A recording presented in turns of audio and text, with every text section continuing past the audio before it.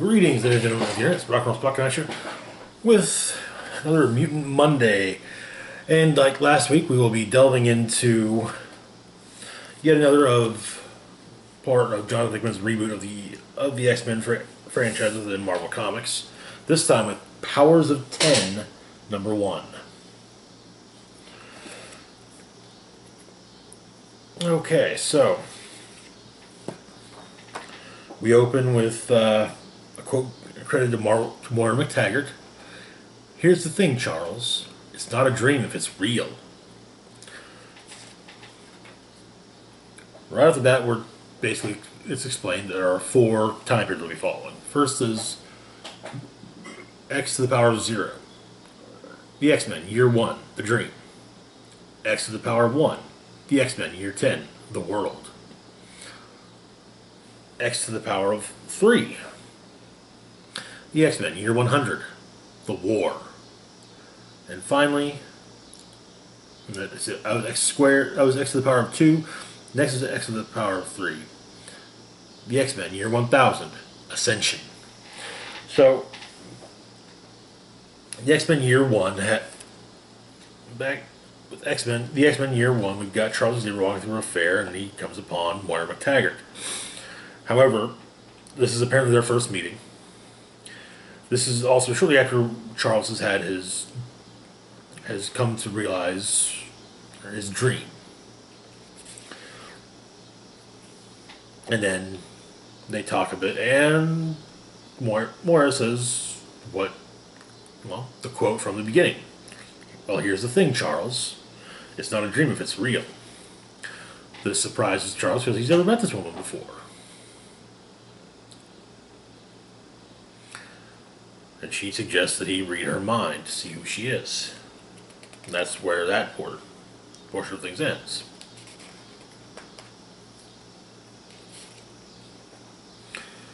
Now we get year 10 on Krakoa. Mystique and Toad return from their mission to damage control in House of X number 1.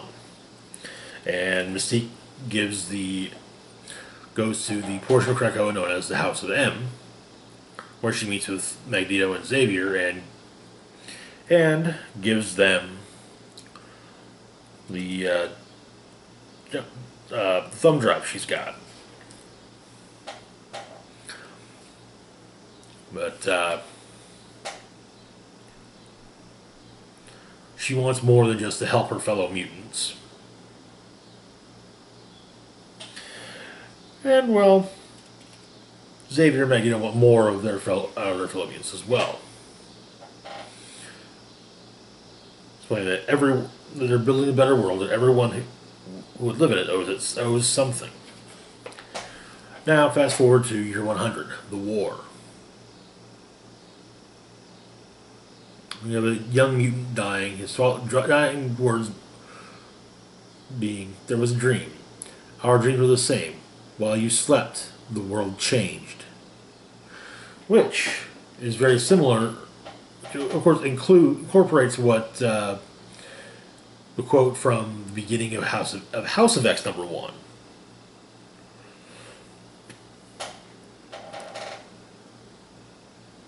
However, there's another mutant with her known as Silobel, a black-brained telepath, a natural Judas, with subversion written into her DNA. So the humans and Sentinels are taking prisoners.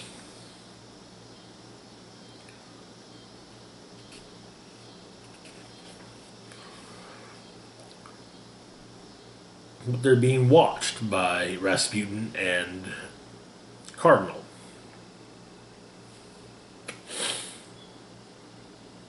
Cardinal's mission is to plant a Krakoa seed, creating a portal.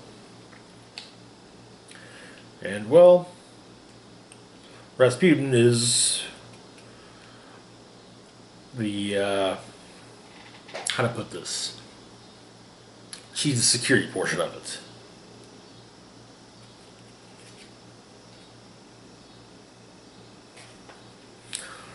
And so Rasputin goes to rescue Silobel.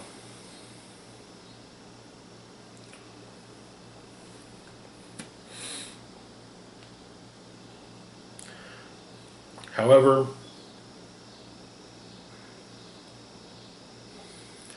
they're unable to escape with Silobel, and Rasputin manages to break away. Now we get a breakdown of the Sinister line, which is a mutant breeding program. Well, first off, the mutant breeding program. When the population level of mutants reached a crisis point of the constant invasion, relocation, confrontation cycle made systemic mutant propagation impossible, the remaining mutant leadership endorsed or approved the creation of the Sinister breeding pits on Mars. Under the expert hand of chief mutant geneticist Mr. Sinister, this strategy mirrored the Earth-based Sentinel Hound program, but instead of focusing on the interbreeding of mutants with powers that lend themselves to detection, pursuit, and deception, the Sinister strategy focused on mutants with power sets that had more aggressive militaristic traits. And there's an addendum that these lost years of mutant leadership followed the almost universal death or disappearance of senior leaders and preceded the fall of Krakoa and Mars. Many believed rampant rumors that the lost years were not accidental but purposeful. More on that in the betrayal section. Next up, we have a write-up on Chimera. The first generation of Sinister mutants were uniformly designed to be divergent copies of a singular DNA source with a pure, uncompromised X gene. Commonly referred to as fodder inside the breeding pits, these mutant soldiers were trained in the Martian underground until they reached the age of 16, at which time they traveled to Krakoa to defend the mutant nation-state until it fell 30 years later. The second and third generations of Sinister mutants were referred to as Chimera class. The second Chimera generation produced mutants that had DNA composed of two separate X genes, resulting in a mutant with the mostly predictable combined power set of the store's mutants. The third Chimera generation produced mutants with an amalgamated DNA featuring up to 5 X genes. Outside of a predictable failure rate, see outliers. This third generation of chimeras was universally successful against the man-machine supremacy, and many believed that this would be the turning point in the war. However, the fourth generation of Sinister mutants suffered a systemic failure. The entire batch of these Omega-based Chimera mutants was produced with a corrupted hive mind that was only discovered to be defective after they had destroyed 40% of the remaining mutant population and caused the fall of Krakoa itself. They eventually committed mass suicide, collapsing Mars, the Sinister Pits, and themselves into a self-singularity. There's a sample Chimera genome with Rasputin. We get the combination of Quentin Quire,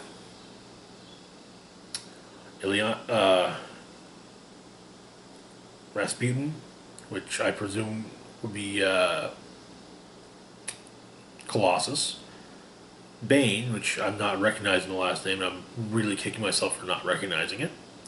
Then we've got Shadowcat and X-23.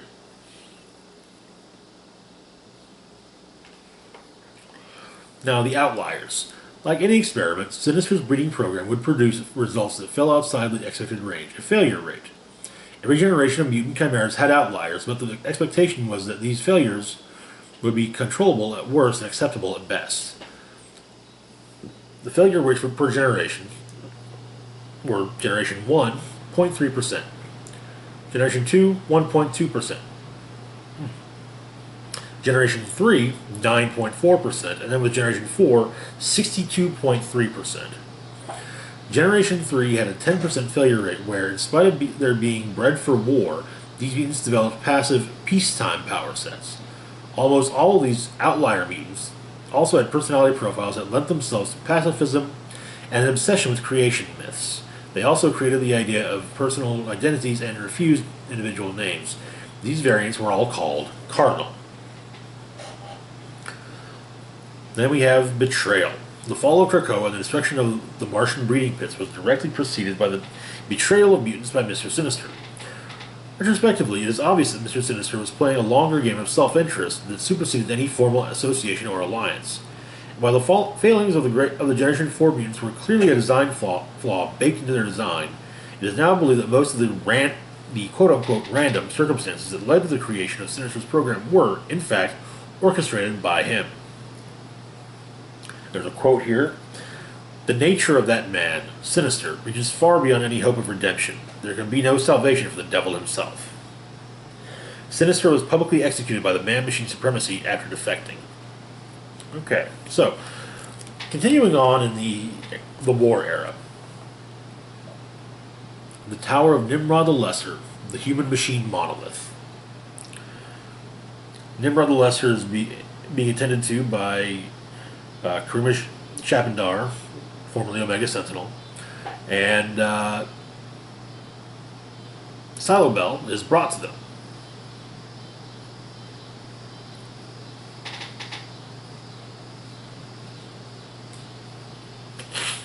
And it turns out that Silo Bell was actually created from the hound breeding program.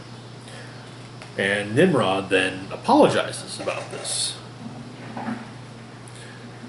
claiming to be embarrassed and ashamed at what he did in the name of both expediency and annihilation. They bred them to not only be slaves, but to betray their own people. And he questions how higher functioning programs would ever believe that to be a good idea. But he finds it to be encouraging that the entire litter failed so miserably. Bad ideas should die a bad death.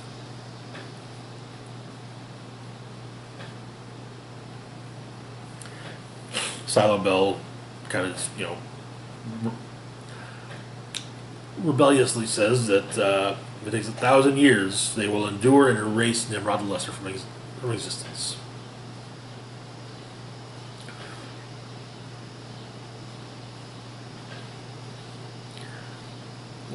And, however, it does seem that the interrogation of Silo Bell has failed. So the only thing that really, the only option that seems to be feasible is to, as they put it, give her a bath, see what comes out in the wash.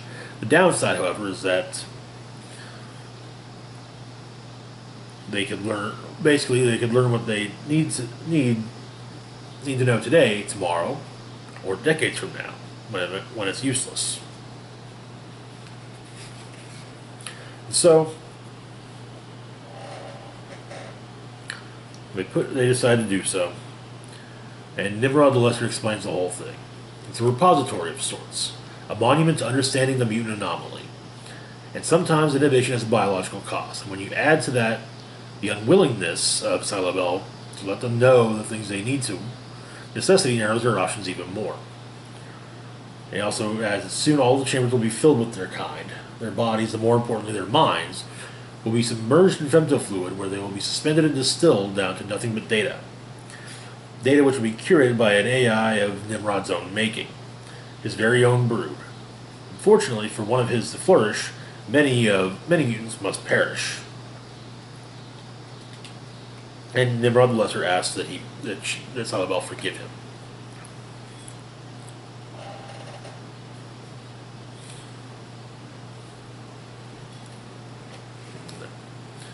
Next we have a write-up on the kennel, the Sentinel mutant breeding camps. The Salken Kennel was built to be the pinnacle of the man-machine ascendancy's breeding program to produce hounds. Hounds, which were mutants bred in captivity to hunt down other mutants, were originally designed to present as a subspecies with dehumanizing affectations. They were meant to generate fear and sympathy in their intended targets, but these designs were quickly abandoned after several generations because, being broken and dependent, they were ineffective hunters of their own kind. However, modified versions of hounds, like the final ones bred in the Salken Kennel, were created with unreadable black brains and conditioned for insurgence and duplicity. And while the few hounds who were successfully deployed proved to be lethally effective, the majority of them, as they were bred for betrayal, defected in support of their own kind and became some of the mutants' most effective warriors. 10 years before the event, before year 100, the Salken Kennel was destroyed, along with all biological and research material. In the No Place Hub, and on their way to Krakow through the No Place Hub, Rasputin and Cardinal discuss what happened before they arrive and face a chimera that seems to be, I should have realized this was the case, a chimera based at least partially on Magneto, What appears to be a new Zorn, Wolverine, and then there's some. It's not clear as to whether this is supposed to be Mondo or Black Tom, or it could be a chimera made from one, the other, or both.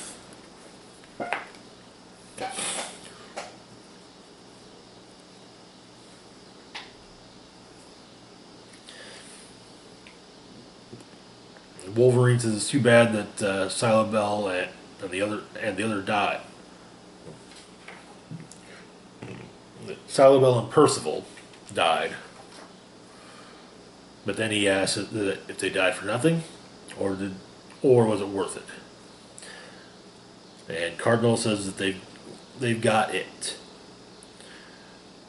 and Wolverine says they follow him because the old man's waiting. Now we get a breakdown of the surviving mutants during the war era. The total mutant population under the man-machine supremacy. The current estimated number of surviving Homo sapiens superior is currently believed to be less than 10,000. The vast majority of these mutants are transplants or refugees no longer living on Earth or in their native solar system. Two main colonies, which make up the bulk of the refugees, exist in Shi'ar space. First, you have Benevolence, which is a converted transit station located on the fringe of Shi'ar space, where it has long served as a buffer between the Empire and the wild space spawning grounds of the Broo breeding territory. The current number of mutants living on Benevolence is just under 8,000, the exact number being 7,942. The second mutant colony is located on the Shi'ar throne world of Chandalar. The less than 2,000 mutants who live there are, by treaty with the Empire, warrior stock for the Imperial Guard. Currently, 6 mutants serve as Super Guardians, and 57 are of Sub-Guardian classification. The exact population, by the way, of the Chandalar colony is 1,829. It has long been whispered in Imperial circles that Empress Zandra has always had ambitious plans to annex the Sol system, and the mutant guardsmen are being cultivated to be sympathetic conquerors as an emollient for Imperial rule. Inside the mutant community, it is hoped that should this come to pass, the surviving mutants can serve as seed stock for repopulation. Finally, there are the mutants living in the Sol system, all of whom are currently citizens of Asteroid K. And after the recent deaths of Silabel and Percival, the ex-hound Silabel and the ghost Percival, the current population of Asteroid K is 8, of which we have now seen 1, 2, 3, 4, 5, 6. So there are 2 that we have not yet seen. The old man presumably being 1. Now we fast forward to year 1000. The archive of Nimrod the Greater, the Mutant Library. The young mutant is utilizing what appears to be a technological descendant of a Cerebro helmet.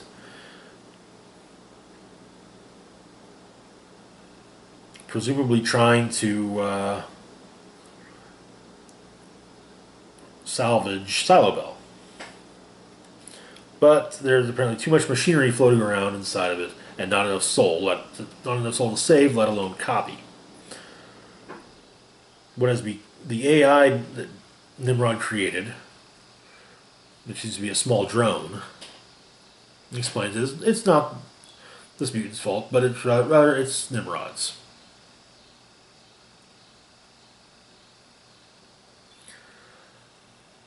And further explained that the human-machine mutant war ended with a victory for mutant kind. And, well, humans are, there's a preserve for humanity now.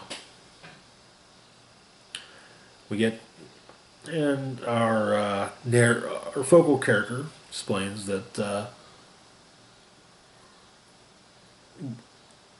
legacy, It's part of why we keep dinosaur bones around, as a reminder of what this world used to be like, and to remember what was overcome. It's important to keep a record of the great sins of history. Even better to preserve a remnant, something to point at, and hope to God they never have dominion again.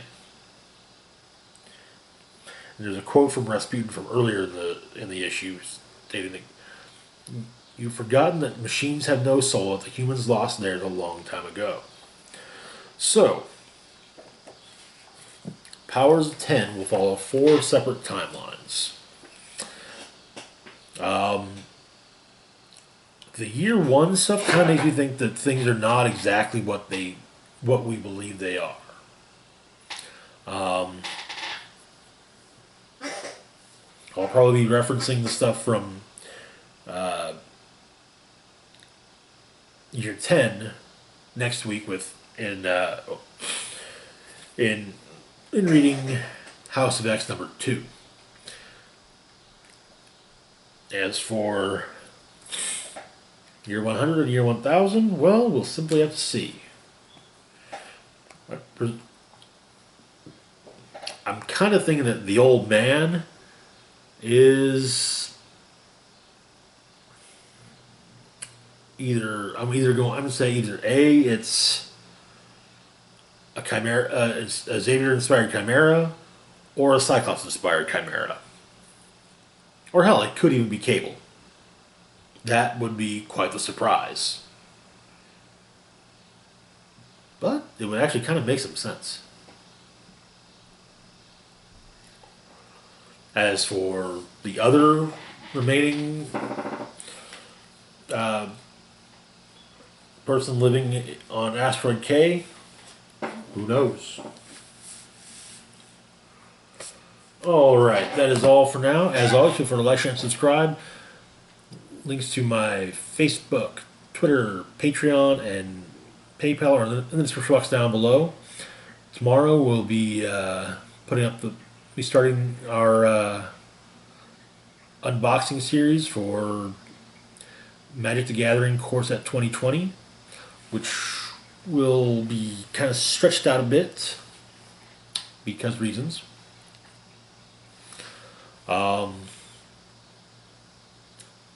That is it for now. So this is Rock and Roll Spock signing off saying, live long and rock hard.